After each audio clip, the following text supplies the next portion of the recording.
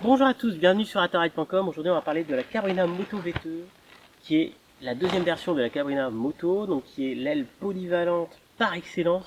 Donc cette aile qui est arrivée en remplacement de la Vector puis de la Radar et qui là nous a séduit dès sa première version en reprenant un peu les atouts d'une aile Cabrina, c'est-à-dire facile à prendre en main, évolutive, joueuse et extrêmement prévisible.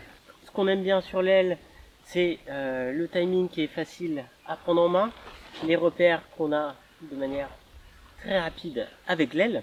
Donc on a une aile qui est joueuse, vive et qui évolue bien dans la fenêtre.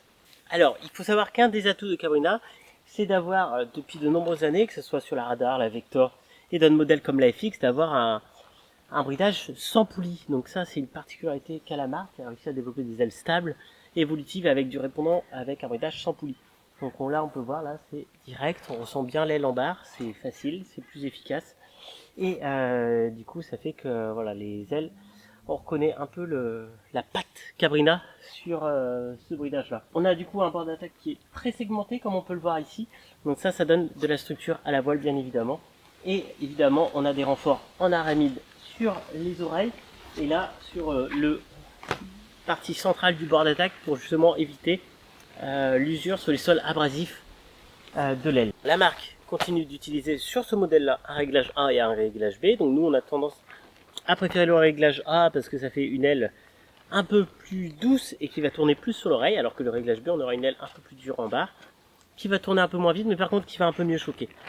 La marque continue d'utiliser du coup les pigtails arrière donc pour gérer la puissance de la voile et un peu déterminer comment on veut sa voile. Donc de base on se règle sur le réglage du milieu et après quand il y a beaucoup de vent on pourra aller sur le réglage du bas parce que ça va dégazer un peu plus la voile et ça aura le même effet que si on trime sur sa voile. Cabrina du coup continue d'utiliser en construction le nano grip stop, donc qui a à trame resserrée, donc qui permet de donner une meilleure durabilité à la voile. Et puis on a sur le bord d'attaque le high tenacity d'Acron, donc qui permet du coup pareil d'avoir une structure de bord d'attaque qui est meilleure et qui donnera une meilleure durabilité à l'aile dans le temps. On peut voir au niveau du bord de feed, donc on a une découpe et un prolongement qui fait que l'aile aura une bonne structure sans même avoir de latte sur ce modèle là. Et après on a du coup un panotage assez droit qui est le Pure Profile Panels, qui permet justement d'avoir un écoulement de l'air plus efficace. Comme depuis de nombreuses années chez Cabrina, ils sont le Sprint Airflow, donc ce qui est le système de gonflage rapide. Donc c'est un embout tout simple, un embout à baïonnette, donc il n'y a même pas d'embout à mettre, on connecte directement sa pompe, ça gonfle, c'est rapide, c'est efficace.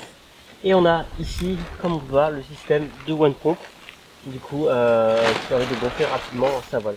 Du coup là on a découvert la Cabrina Moto V2 qu'on a testé nous récemment et qu'on a beaucoup apprécié, donc vous pourrez voir la vidéo en suggestion à la fin de notre unboxing, donc là où on sort l'aile et on donne nos ressentis. En tout cas nous on a beaucoup aimé, elle garde un peu l'état d'esprit des ailes Cabrina et ça c'est vraiment plaisant et ça en fait la particularité. Et il n'y a qu'une adresse pour trouver la Cabrina Moto V2, c'est ataride.com. Donc à très bientôt sur ataride.com.